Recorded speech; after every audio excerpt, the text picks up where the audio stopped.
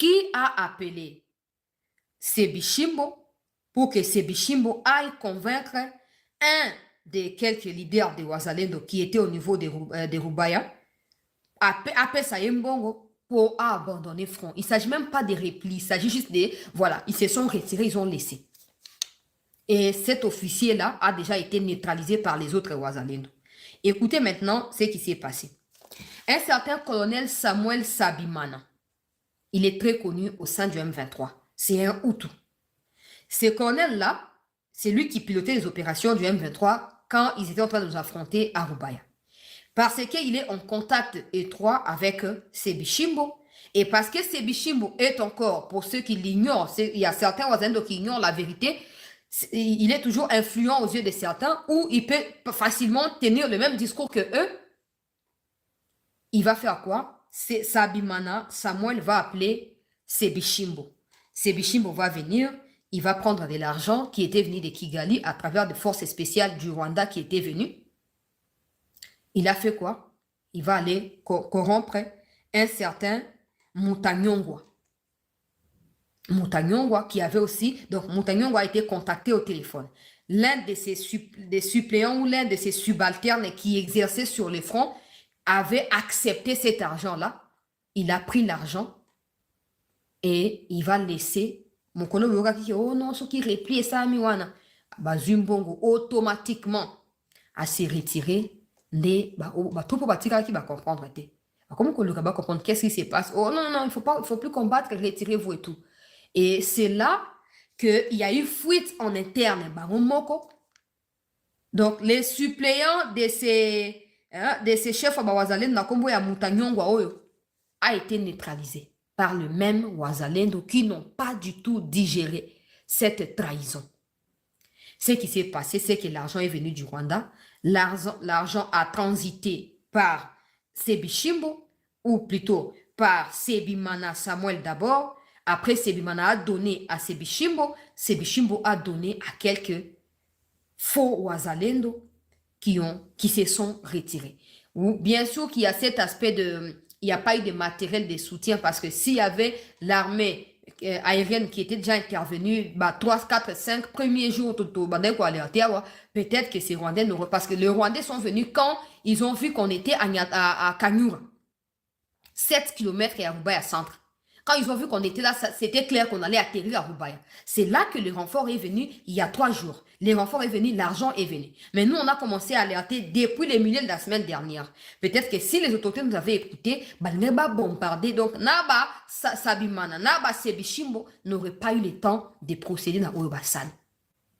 C'est comme ça que Bazumbongo s'est retiré. Certains ont fui, d'autres ont été tués.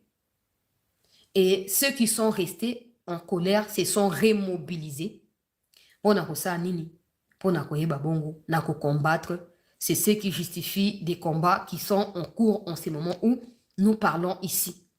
Baboy ko se retirer balobi ata moko na bango a trahir basi ba éliminer ba ko continuer na kati ya mosala wana ya détermination bazali siko ya kotelema bisika oyo bazoko bunda na kati toujours il y a territoire ya Masisi mais cette fois un peu éloigné à une dizaine quinzaine de kilomètres du centre de Rubaya qui est la cité minière de Rubaya. Pourquoi j'ai expliqué tout ça?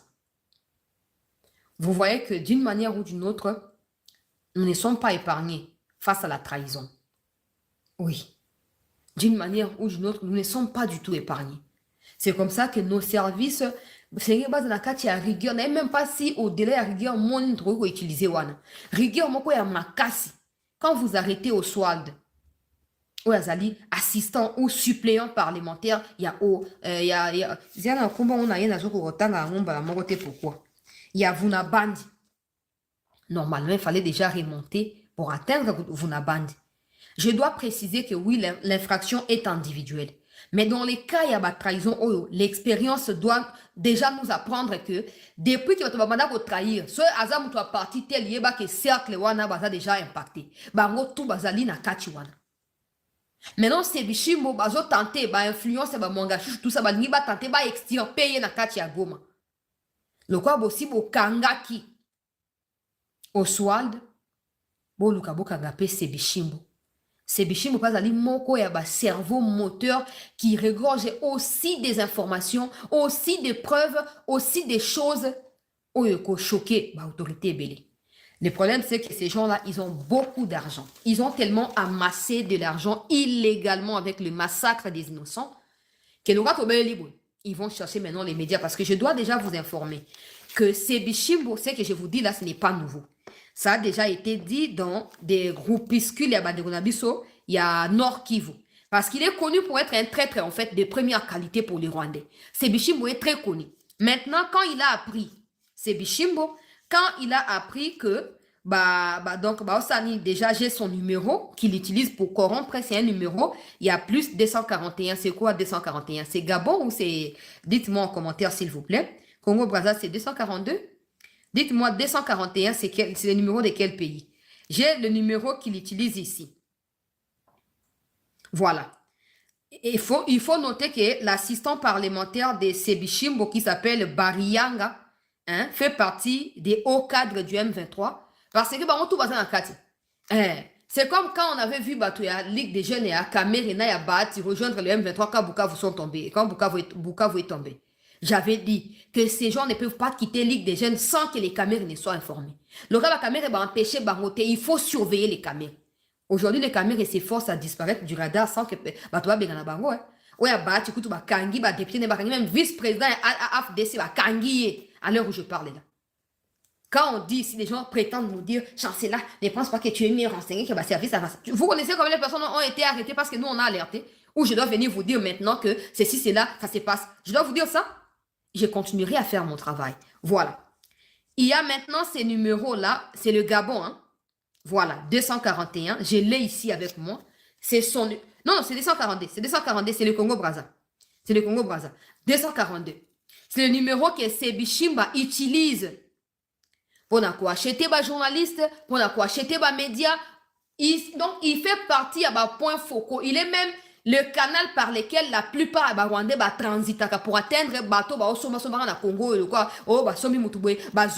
c'est Bichimbo azali moka cerveau moteur wana talaka ke directeur na ya cabinet azali suppléant na le président le député provincial azali directeur cabinet quand il était ministre de l'intérieur bango tout bazam na M23 pendant que je parle là. Ils font partie de ceux qui occupent de hautes fonctions qui sont dans la lui-même c'est Bichimbo na ba groupe WhatsApp pour na osomba bato a retiré $100 000 on a likambo songolo a retiré $50 000 on a likambo pakala ainsi de suite. Sikoyo, il a ces numéros là bandeko balandia CT News qu'il utilise. Quand il a appris que congolais la mouki bandeko na biso à Nord Kivu comme ko suspecter que makambo sabi na rubai ko sa maboité brusque boité parce que yebi ki azana contact même na nani na c'est Sabimana Ouazali côté M23. Yoka, il a déjà sorti un communiqué de presse qu'il a partagé dans des groupes WhatsApp. C'est Bichimbo, je te suis, papa. Je te suis à la lettre. J'espère que tu n'échapperas pas au service de mon pays. C'est Bichimbo va publier un communiqué par l'intermédiaire de sa cellule de communication. Regardez, hein, un simple député provincial a une cellule de communication, a des directeurs de cabinet, a des assistants. Il a des gens qui travaillent pour lui alors qu'il n'a pas son propre parti. Il fait partie, il est membre du parti politique. Il y a Mwanga Chouchou, il y a Vuna Bandi, il y a Mboni Pa Benjamin, puis il y a Oswald Muking. Donc, cabinet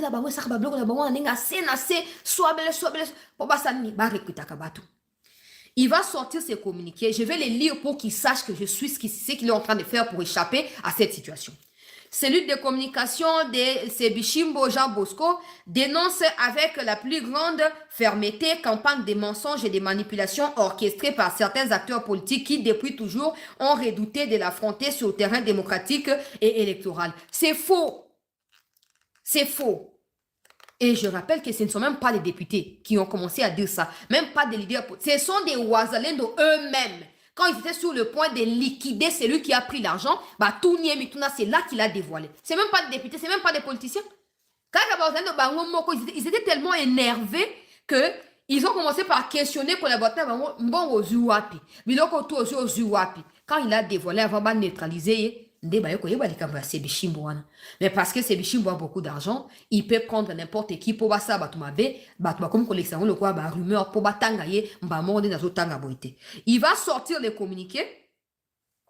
Aujourd'hui, incapable de vaincre la population par des idées ou par des réalisations, ces derniers se livrent à des attaques basses, à des ragots honteux et à des accusations fabriquées de toutes pièces dans les seuls buts de salir l'image d'un homme resté loyal à la République. Tu ne peux pas rester loyal et être en train de faire campagne pour le Rwanda pendant que Goma et Bukavu sont occupés. Il faut venir déjà démentir ici que toi, tu n'as pas été, on t'a pas promis de devenir gouverneur. Il faut venir parce que moi, j'ai toutes les preuves. Il faut venir démentir. On reçoit un chantage, on ne peut plus continuer comme ça. Nous nous battons ici, toujours dénoncer tout ça pour il y a encore des gens à qui le pays a donné de la crédibilité qui aujourd'hui se permettent de faire quoi?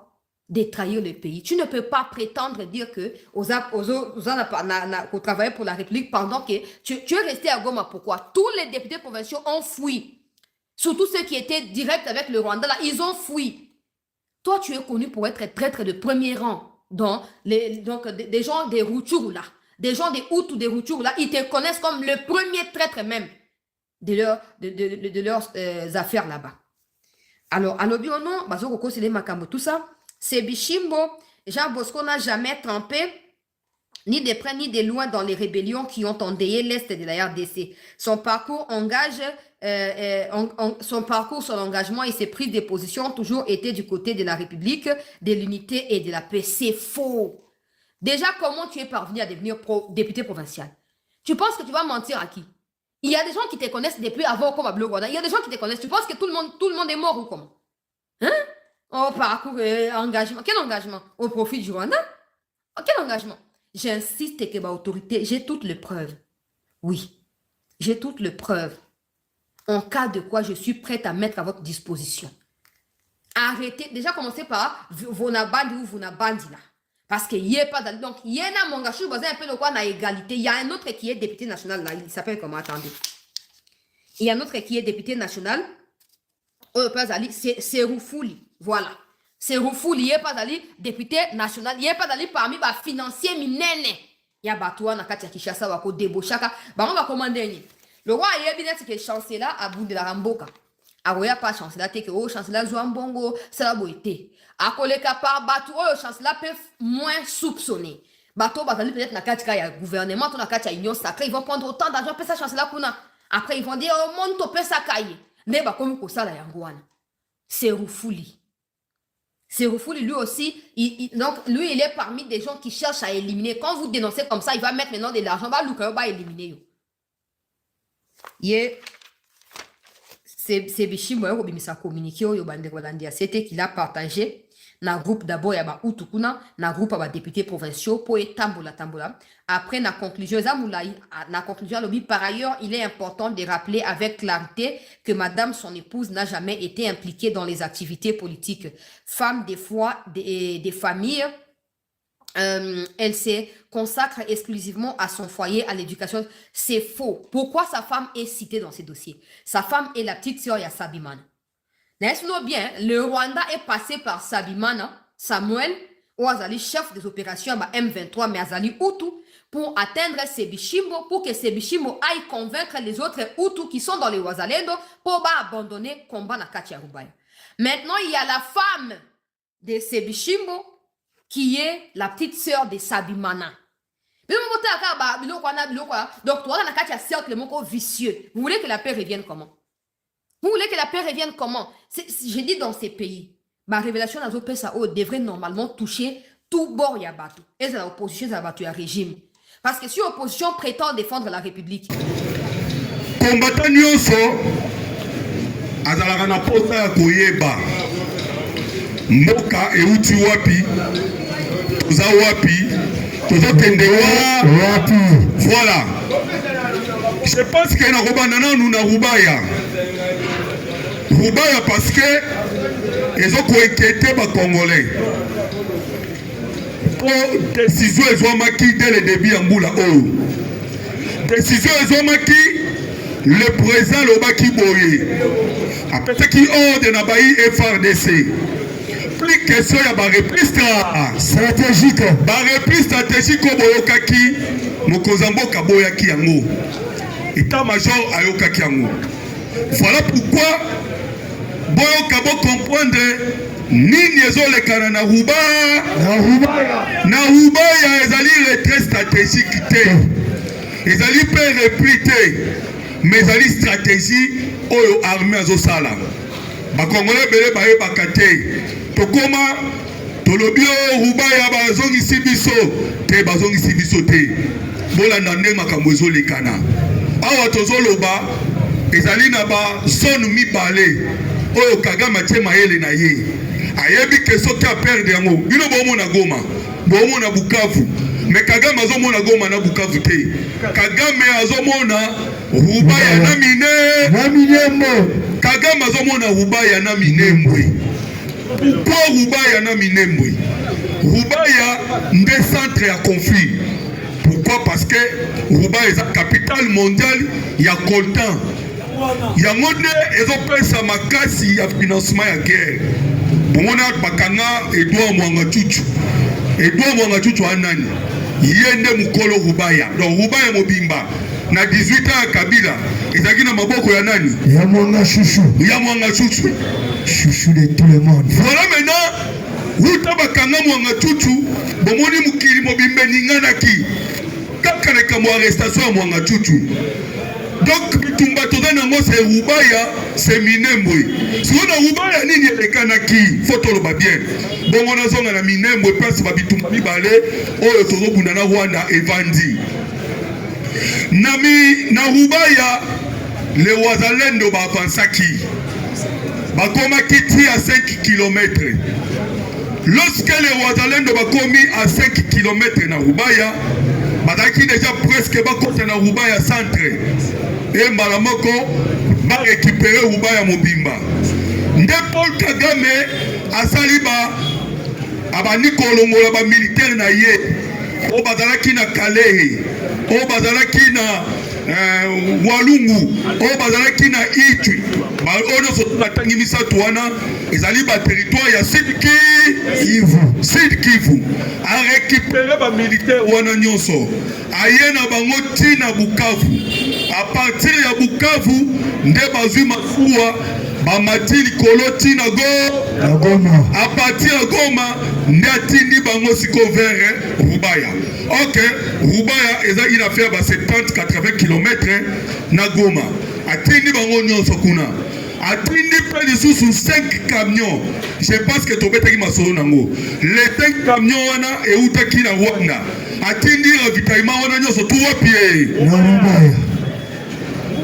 Boyokaki bawazalendo balobaki boye tozosenga force aérienne yela biso renfort parce que poto consolider place oyo tozwi déjà ya Rubaya mais force aérienne atindaki nanu te à part ka fois po toyaki koluka le gouverneur militaire oyo ya barwandais oyo azalaki wana na guest house oyo toutaki kobeta. Alors force aérienne avanda kinanu. Alors il faut que comprendre Rwandais babundaka ndenge nini. Rwandais babundaka boye. Soko moni Rwandais bazobunda bazalaka mupanzi oyo munduki, mupanzi oyo mwa pau ya pau muke. Pau muke wana objectif nango eza nini? Pau wana muke bazalaka nango ezali po bachumbolaka mabulu babatamaka. Donc ceux qui va poussani, va tumboli mabulu, babatami. Tant qu'on batama, va visikoyo, va cher à cano, va cher à cano zanani. Et ça va congolais va recruter par force. Et ça va FRDC va tomber na bambiscade. Ali batindi ki bango bino bobi maliboso, bango babatami na mabulu. Voilà pourquoi sokotali na guerre oyo to vandisi beaucoup plus makasi na force aérienne. Force aérienne nde to vandisi makasi pona kosalaka ba attaque ciblée pona kotala parce que so to bundi ngulu to koya ko boma kaka ba Congolais. Voilà pourquoi stratégie bitumbeza bongo. Alors le kola ba kotaki bayena bangomba. Il fallait le FARDC ayebisa na ba wazalendo bosa nini bobenda bango. il faut kobenda bango mkoelekana kewa nazaki ko expliquer que awa tozolo balabino Rubaya ekoma cimetière ya Rwandais. Cimetière ya Rwandais. Kagame auti kosala recrutement na Rwanda. Asali recrutement pamba te. Voilà pourquoi to senga na tobeta maboko pona mokonza mboka. Makasi Chilembo, Fachileto. Maboko pamba te. Onga na sengi bino. Et maboko pamba te. Parce que ceux qui vont bunda quand même. Esengeli guerre za rabongo. Ngambu ne poto esengeli sa nini bakufa. C'est ça la guerre. Mais oh guerre tout ça qui komona na tango Kabila to mona ba Rwanda ba kufa te. Ezalaki kabako. Mais na minute tozoloba. Okende kota la cimetière de Kanombe. Tolobaka ngota nyonso. Okende kota la hôpital de Kanombe. Ok mona ba boité, ok mona ba blessé. Kende la cimetière ya Kanombe, omona ndenge to otondi. Kotonda wana za masapote. Ezali pe formalité. Mais ezali ba vidéo.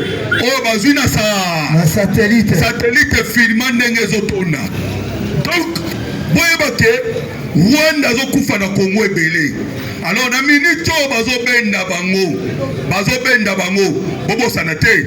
Eza na ba américain déjà basi ba se pointaki pona koya ko travailler na Rubaya. Donc bazoya ko travailler na Rubaya. Bobo sanapete. Rubaya wana tozoloba. Ezali na ba homme de Black Water. Oh déjà bazali ko travailler na makambo tali drone wana ezali seulement objectif ya ko beta ka ba attaque ciblée. Alors tozobenda bango nde stratégie tobendi bango pe babenda mi déjà tozoloba. Voilà pourquoi boki kanza uti ko sabino wake na mupanzi moko toyo touti ko beta bango pe to sali to kangi ba misusu. C'est pour vous dire la stratégie ya guerre.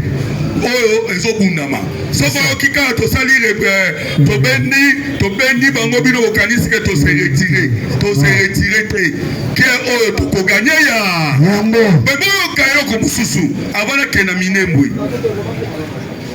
ke oyo puisque zo umela ezokela na désavantage ya nani ya Kagame puisque zo umela ezokela na désavantage ya Kagame. Pourquoi na désavantage ya Kagame? Et dans le quoi guerre comme on a entre Russie et Ukraine. Russie pour la Russie et Bakike, n'est-ce pas bunda boé, tamuke sili. Et dans le quoi la guerre entre les États-Unis d'Amérique et Iran. Aye Bakika que ce qu'il y a bunda boé, tamuke sili. Donc plus que zo umela, plus que pebi sotozo so avantage, les colons bango. Pourquoi? Parce que les Rwandais ont na kacha sanction. Sanction au Rwanda zana yango. Puisque mikolo umela tala ka 5 semaines na pamba. Et na lo ba 55 jours. Il y a sanction au bazwaki. Déjà Kagame bandi ko sentir ba douleur. Rwanda komi ko sentir ba douleur. Kaka na 5 semaines na pamba. Donc c'est pour vous dire que guerre do umela na Rwanda pe kuna zo yinda. États-Unis d'Amérique ba Rwanda ba komi pe ko sala marche. Tomonaki te Rwandais babimi na kombo ya ba Congolais ba marchaki na États-Unis d'Amérique. Mais le 29 oyo ekozasko ba Rwandais bango moko ba kolomboka nde ba ko marcher na États-Unis d'Amérique contre Paul Kagame. Contre Paul Kagame. Wakende. Wana na lo ba États-Unis d'Amérique. Donc soki bomoni ba marche ozo salama ezali pamba te. Parce que la situation est compliquée. Alors, on a eu ce combat na Minembwe. Na Minembwe, kuna ezali le FARDC. Na force ya Burundi. Rwanda zolemba te. L'ancien ambassadeur na bango azo jouer, azo sala ba manœuvre.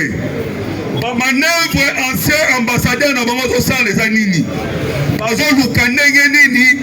Baluka réconciliation entre Rwanda na Burundi. Mais Burundi ayebisi bango, ayebisi délégation à Rwanda o baki koluka négociation. Alors balobi ekosimba te. Biso tozoloba ke toyebi Kagame des années, Kagame a na posaka région za na trouble. Voilà pourquoi biso tokolo kana Rwanda. Donc, c'est pour vous dire que Burundi a boyi. Et Kagame a l'embata négocié pour la Nini. C'est parce que Burundi a à peu près 14 000 hommes. 14 000 hommes au Burundi a na Minembwe et ça le quoi blocus au Tocha. Blocus. Donc les Rwandais sont baillés bakoufi. Deuxième cimetière ya Rwandais en Rwanda Minembwe. Ceux qui baillent bakoufi. Ceux qui baillent bakoufi. Voilà pourquoi lobby le FRDC Bamatisa qui trône na mégaphone. Trône batina mégaphone et zobelela. Bolongo passe par rebelle bazali. Bolongo passe par rebelle bazali. Poto beta. Il a pas se vivre. Na moni de docteur Zali na o cité parce que pour na pesa épée aloba. Na ko cité pour na koloba boy. Je pense que boyo ki bande ko balekana ki awa baloba ki pour na makambu o nga na zo sibir. IDPS nanu tozu musala te na IDPS. Mais chaque jour toyaka toyaka kolobela mboka. Est-ce que boyo ki biso tolobela biso? Jamais. Or que tu mérites, tu dois pas poster dans mboka oyo. C'est ça. C'est parce que tu travailles à Makasi. Alors, nane na zaboye na travailler na galerie au bomo na kuna. Babenga o galerie du grand marché. Ni nezole kana kuna. Ezali na groupe ya batu. Il faut te préciser. Ezali na groupe ya batu. Bazo tambola na kombo ya Aner. Est-ce que Aner a connu qu'on batu mal à l'aise le quoi biso ba combattant? Jamais. Groupe batu bata mwana kombo ya Aner. Groupe wana bata mwana kombo ya Aner bazolo banini. Yango tozo bana Aner a été peleba. Bango. Atuna bango. Pourquoi bino bozali ko sali komona? Bazo sali kombo ya Aner. Bafo Aner. Aner yoka balangage na bango. Aner alobi na biso so bosali baje ba okanga bino. Aner alobi na biso ba okanga biso. Donc biso to banda ko banga Aner. Il ne peut se vivre. Biso tozo banga nde l'état congolais. Alors il y a des individus on a zoloba. Ba individu ba tangwana na kombo ya Aner. Alors que Aner yemoko ayebi makambo na ba tangwana yango te. Voilà pourquoi to senga. Biso ba etoza na mwa musala tozui. Eza pena lo l'état pesi biso te. Mais Moussala Otozi, il ne peut pas précipiter. Mais le travail en question est menacé. À tel point que Batouana bazo fabriquer comme Makambu. Et Bazata n'a documenté. Mais Bazota m'a comme moi année. Voilà pas ce que nous sommes. À tel point que Balobi va soukola tous les travailleurs. Mais Moutou par exemple avec 20 ans dans Moussala. Est-ce que Anne a quoi soutenir un individu mokoboy, ba kolongola ba paisible congolais, ba kolongola ba na mboka na misana bango? Jamais. Et des individus qui marchent avec orgueil na kombo ya Anne. Voilà pourquoi tozo loba Anne mobimbe yebi yango déjà. Anne mobimbe yebi déjà, voilà pourquoi tozo sala dénonciation la kasi ndeko docteur Zali na cité na noa. Merci beaucoup. Aner foyo bagarol ya musala na yo. Mais ce que ça faut Aner, biso pe masoko nzungu to kimaka moto te. J'espère que biso. Toko sa charger na bino na kata marchao. Ko sala ba fantirité. Merci beaucoup. Na moni président docteur komi wana vraiment komi na retard. Malgré to pesa ka moi quelques minutes. Obetela yema moko makasi. Après ça va créer une ligne pour te panzanao. Ikaba distraction tika mutu gele ka. C'est vivant. Viva. Sénat vivant. Viva. Les parlementaires debout. Les parlementaires debout. Les parlementaires debout. Comment est le président Aimé Boji Sangara Maboko, président de l'Assemblée nationale? Comment est le Maboko? Lobby Martin Fayoulou alalaki abosalaki kolongola sapatu alalaki na sapatu na mbetu. Lobby Moïse Katumbi aleli munoko ya mboka. Lobby opposition bazalaki déprimé par le président de l'Assemblée nationale. Regret ozala ngo epai ya maître Costa Mutamba. Mutamba atalisi biso nature na ye. soki eza na ba défenseur ya Mutamba ngai na papa oyo toza na kati. Mais ce que Mutamba a fait hier, c'est déplorable pour un politicien peut avenir na ye comme sombre. Tozobunda pona changement ya constitution. Mutamba a donné l'ordre na parti politique na ye ba boycotter plénière ya lobby. Heureusement Aimé Bojalobaki bozala te, cette loi sera examinée et la loi a été adoptée. Cap vers le Sénat pour mettre la Aimé les assemblées ya solo za mwana mboka. Message na ye nango ya makasi eza nini? Bandeko nyonso bofongoli ba magasin na bino boyoka message na nga. Opposition lobby les trois eza ville morte. Biso toyebisi bino les trois bofongola magasin. Oya kofongola magasin te, magasin ne kofongola maka lisusu te. Les trois fongola magasin, mama yaka koteka mapa bandeko bobima boya na nzela. Oyo kaka kofongola magasin te les trois. Laquelle belle? Ye magasin na ye kofongola maka. Je dis et je vous remercie. Merci beaucoup. J'espère que